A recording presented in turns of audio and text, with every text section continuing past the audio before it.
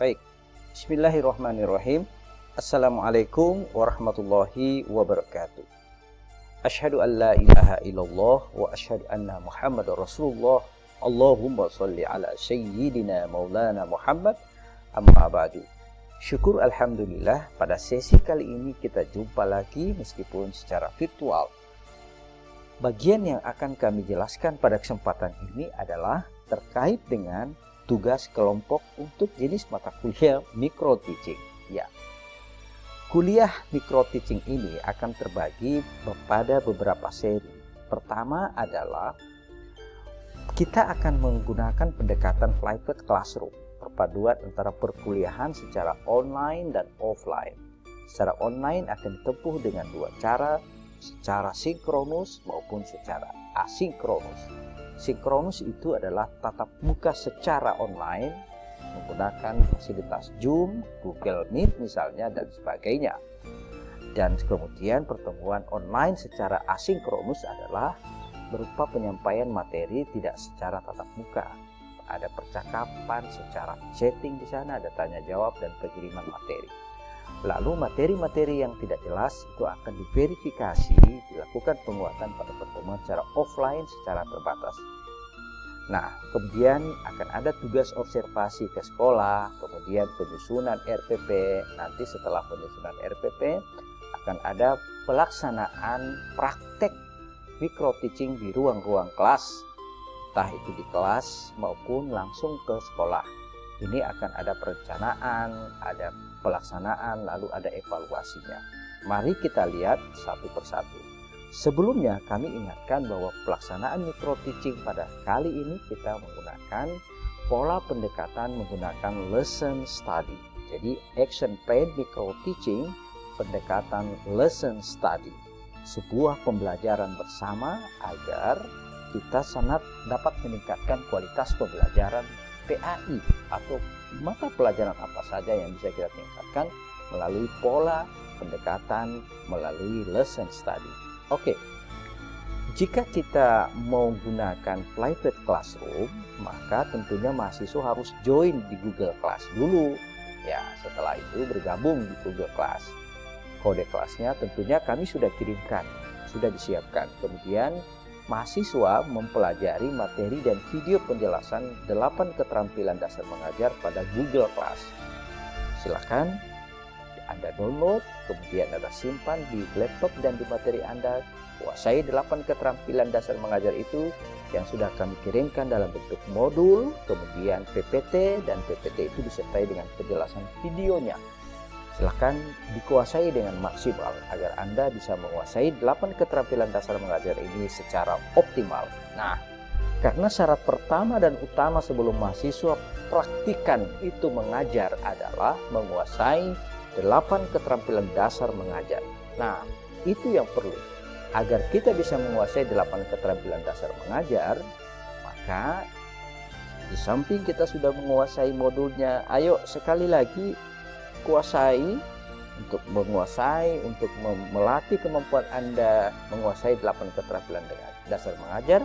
Kami sertakan beberapa video berikut ini. Ini videonya. Nah, video berikut ini silakan diamati satu persatu, diamati menit ke menit, identifikasi per detiknya malah.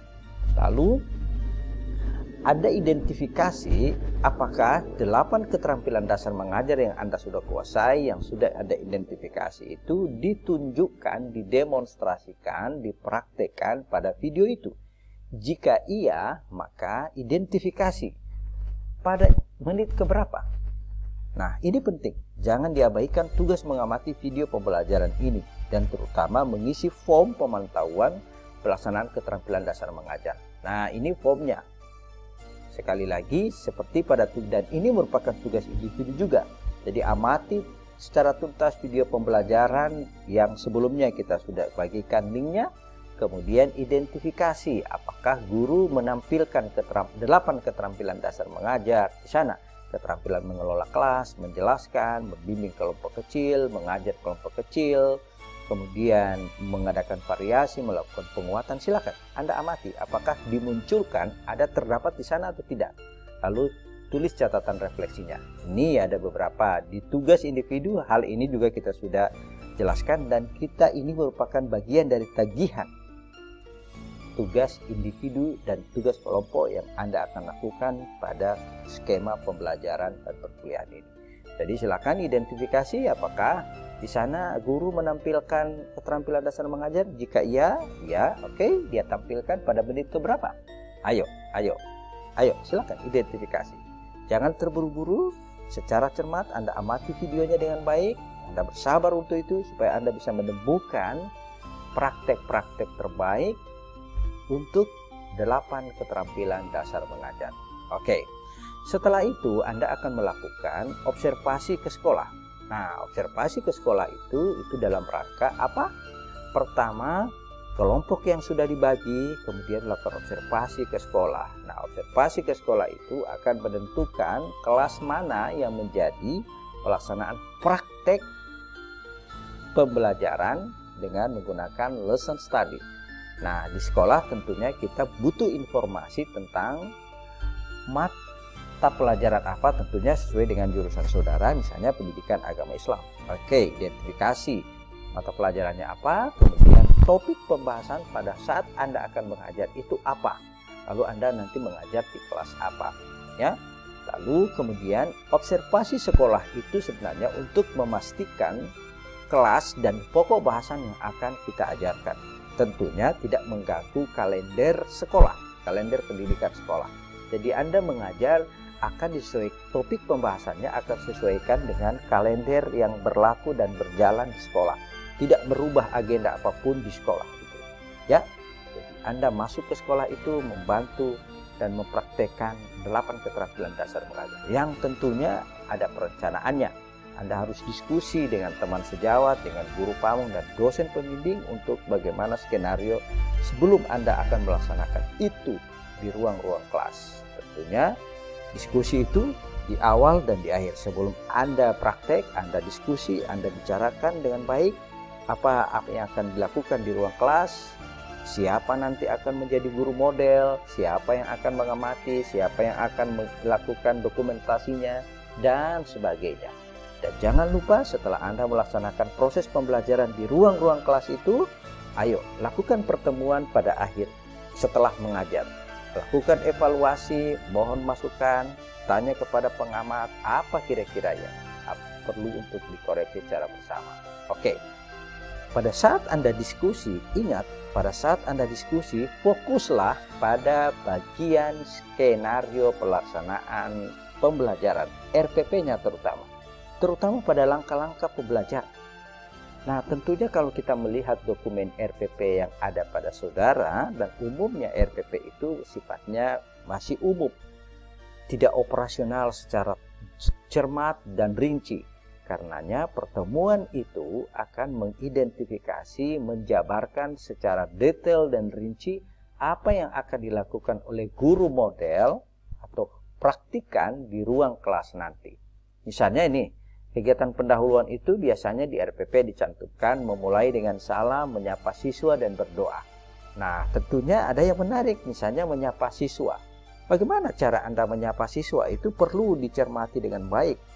Jangan-jangan kita harus hadirkan cara menyapa siswa agar mereka bisa menarik perhatian. Ada juga misalnya dicantumkan di RPP motivasi, membangkitkan minat dan menumbuhkan kesadaran siswa. Menyampaikan motivasi tentang apa yang diperoleh, tujuan manfaat dengan mempelajari materi tentang coder dan coder misalnya. Nah, problemnya adalah bagaimana cara kita memotivasi. Apakah Anda menggunakan ice breaking? Jika menggunakan ice breaking, apa ice breaking yang Anda gunakan? Alatnya apa? Dimulai dari mana? Dan berakhir dengan apa? Lalu apa evaluasinya? Itu harus jelas, ya. Karena pada kegiatan pendahuluan ini harus rinci. Dan kegiatan selanjutnya juga harus dilakukan hal yang sama. Ayo, diskusikan. Cermati tahapan demi tahapan kegiatan pembelajarannya, terutama pada pelaksanaan kegiatan pendahuluan, kegiatan inti, dan kegiatan penutup. Tiga bagian ini dalam rencana pelaksanaan pembelajaran perlu dicermati dengan saksama pada sesi diskusi di awal sebelum praktikan mengajar di ruang kelas atau setelah itu. Nah, setelah itu tentunya ada lembar pengamatan yang dilakukan oleh teman sejawat. Apakah 8 keterampilan dasar itu dipraktekkan di ruang-ruang kelas? Lalu bagaimana pengelolaan kelas dan sebagainya. Nah, hasil evaluasi dari pelaksanaan pembelajaran itu akan menjadi catatan perbaikan untuk pertemuan berikutnya. Dan selanjutnya siklusnya terus berlakukan seperti itu. Jadi kita melakukan secara baik. Nah, perhatikan nih, misalnya pada saat Anda membuka pelajaran, fokuslah pada tagihan ini. Misalnya keterampilan membuka pelajaran, misalnya bagaimana menarik perhatian peserta didik, bagaimana cara, apakah di sana ada menumbuhkan motivasi, apakah dia di sana memberikan acuan terhadap pelaksanaan pembelajaran, apakah dia memberikan hubungan antar materi sebelumnya dan sekarang ini, dan sebagainya. Nah, ini tagihan-tagihan yang sepatutnya dihadirkan oleh guru pada saat proses pembelajaran. Nah, ini baru satu aspek. Aspek-aspek lain silakan dilakukan secara sama. Jadi, ayo perhatikan tagihan pada keterampilan dasar mengajar lainnya. Pastikan 8 keterampilan dasar mengajar tersebut diimplementasikan pada seluruh tahapan proses pembelajaran. Ya, jadi beberapa form observasi, tagihan, dan 8 keterampilan dasar mengajar. Ayo, diingatkan kepada kita semua, terutama kepada mahasiswa praktikan, ayo tampilkan, demonstrasikan, tunjukkan di ruang-ruang kelas aspek-aspek 8 keterampilan dasar mengajar ini. Jika semuanya Anda tampilkan lebih bagus. Tapi tentunya tidak mungkin secara keseluruhan. Anda bisa mengambil bagian-bagian tertentu sesuai dengan kondisi materi pembelajaran dan kondisi kelas itu. Dan tentunya Anda lebih memahami ruang-ruang kelas yang ada pada diri saudara. Baik, nah untuk selanjutnya Anda lakukan plan, do, see. Akan ada perencanaan, ya, perencanaan, menyusun RPP lagi dari hasil perbaikan pertemuan itu, kemudian presentasi lagi di depan, didiskusikan dengan teman sejawat, kemudian menetapkan siapa guru model, siapa pengamat, siapa fotografernya, ya. Oke, menyiapkan perangkat pembelajaran dan mempelajari lembar observasi 8 KDM, terutama ini dilakukan oleh para pengamat. Ayo, kemudian do, laksanakan. Praktekkan real teaching sesuai skenario RPP secara jelas, demonstrasikan 8 keterampilan dasar mengajar, lalu dokumentasikan video proses pembelajaran tersebut, lalu isi lembar observasi terutama oleh pengamat. Nah, pada C, plan, do, see, pada proses evaluasi, ayo diskusikan kembali. Setelah pembelajaran, mencatat temuan, ada pasti di sana ada masalah, apa perbaikannya.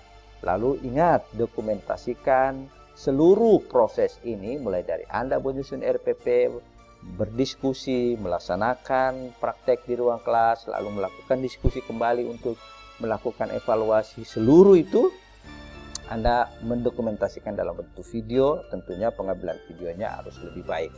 Ingat, ketika Anda melakukan praktek pembelajaran, ingat berdoa dan menyiapkan paket RPP secara lengkap. Nah, RPP itu tentunya tidak hanya sekedar RPP tidak disertai dengan lampiran-lampiran yang cukup komprehensif, misalnya materi ajarnya perlu disiapkan, medianya, LKPD-nya, lembar kerja peserta didik, lalu ada form penilaiannya. Ayo berpakaian hitam putih, jika perlu berkopiah lebih bagus, ya. Salam perkenalan, pengambilan gambar, pencahayaannya, ruangannya cukup, ya. Komposisi gambarnya lebih bagus, kualitas mixing audionya, ya, usahakan audionya lebih jelas ketika guru menyampaikan pembelajaran, kejernihan audio tidak berisik, kemudian kejelasan artikulasi, lalu ketepatan waktu selama 15 menit, ya. Tapi pembelajarannya full, misalnya 2 kali 35 menit full pembelajaran itu. Tapi ketika Anda mengirimkan video, dilakukan editing dan waktu untuk video itu hanya di 15 menit, ya. Kemudian mengupload ke video YouTube, disetting ke pribadi.